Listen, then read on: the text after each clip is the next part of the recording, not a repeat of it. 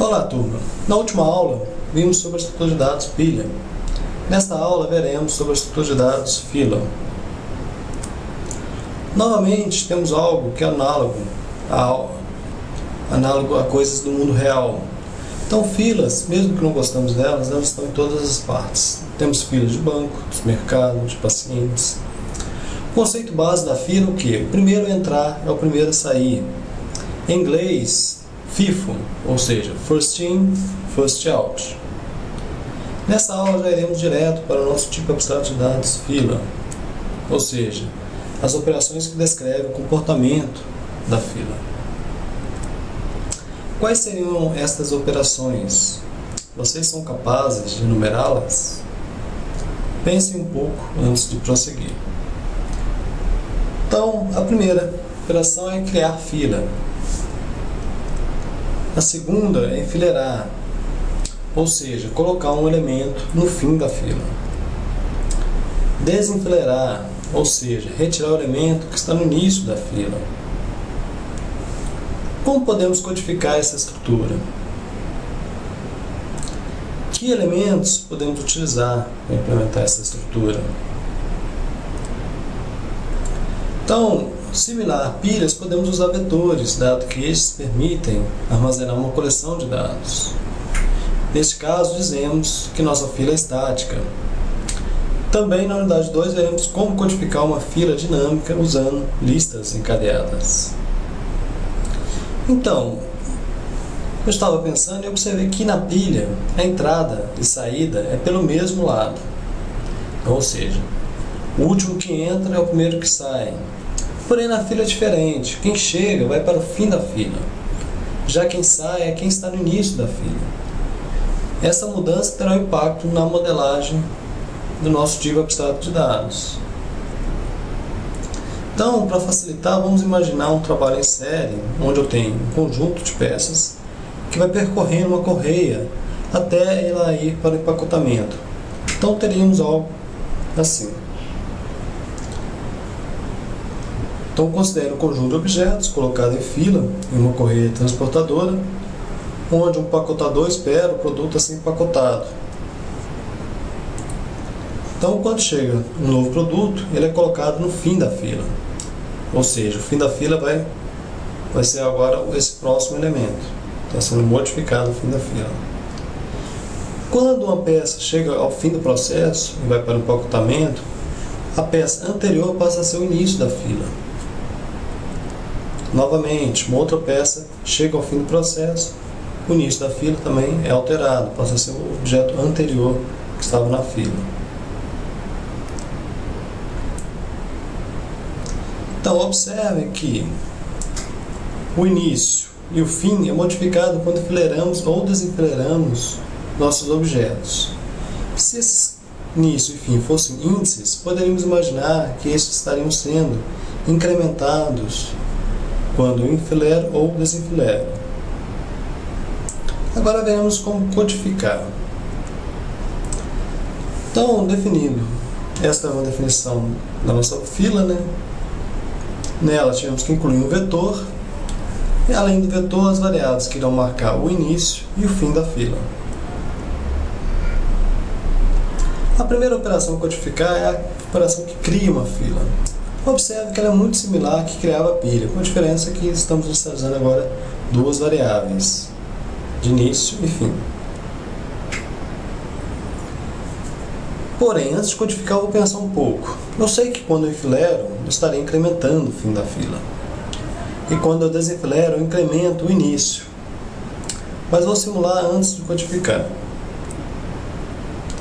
Então, considere uma fila com 3 elementos. Então, a operação cria fila vai criar essa minha fila, sendo que o fim e o início tem o valor 0, ou seja, está apontando para a primeira posição. Quando eu enfileiro, por exemplo, enfileirei o número 10. O meu fim é incrementado, o 10 é adicionado. Adicionei o 20, incrementei o fim. Agora, quando eu adiciono 30, também vou incrementar o fim. Aqui o fim vai para 3, ou seja, ele está fora do nosso vetor. Mas, ok, vamos seguir para ver o que acontece. Então eu mandei desenfileirar e imprimir. Então ele imprimiu o valor 10, que foi o primeiro elemento que entrou. Desenfileirou novamente, agora ele imprimiu 20. E agora, quando for enfileirar? Aonde vai ser enfileirado esse elemento? O que vai ocorrer? Neste caso, mesmo tendo áreas vagas, eu não posso adicionar mais elemento. Como resolver isso? Pause a aula e pense um pouco.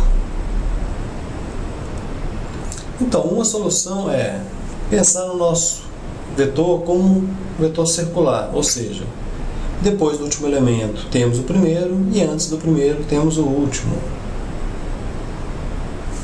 Então, agora eu vou simular novamente, porém considerando que o meu vetor é circular. Eu criei a fila, enfileirei o 10, enfileirei o 20, enfileirei o 30. Nesse caso, diferentemente da solução anterior, após a posição 2 vem a posição 0, né? Então, o vetor é circular. Então, o fim agora é 0. Desenfileirei, imprimi o 10. Desenfileirei, imprimi o 20. Agora, quando eu enfileirar, esse elemento vai entrar na posição 0, que era a que está sendo marcada pelo fim. Enfileirei o 60, foi adicionado na posição 1, que é onde está marcado o fim. Posso desenfileirar e vai imprimir o 30, depois o 50 e depois o 60.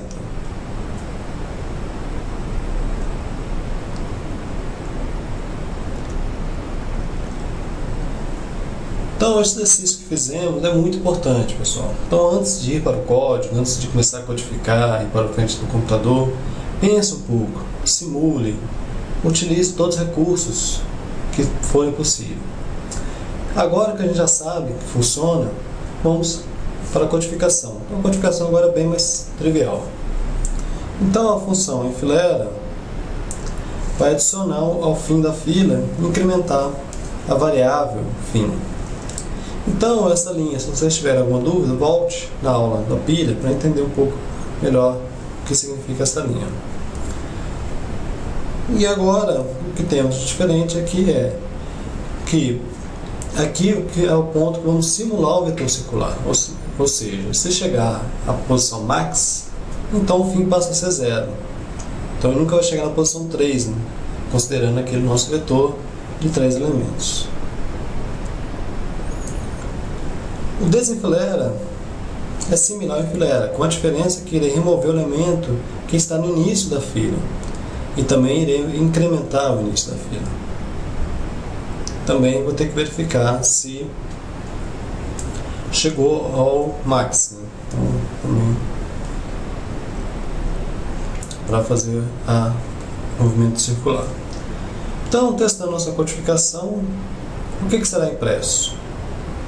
Simule no papel e depois testem a codificação. Então essa fase agora é um bom momento para a gente começar a codificar o que foi feito aqui e testar a nossa implementação. Alguns exemplos de aplicação de fila. Algumas aplicações em computação, temos filas de processo. Como sempre existem mais processos a serem executados do que processadores, é necessário que exista uma fila para que todos os processos sejam executados.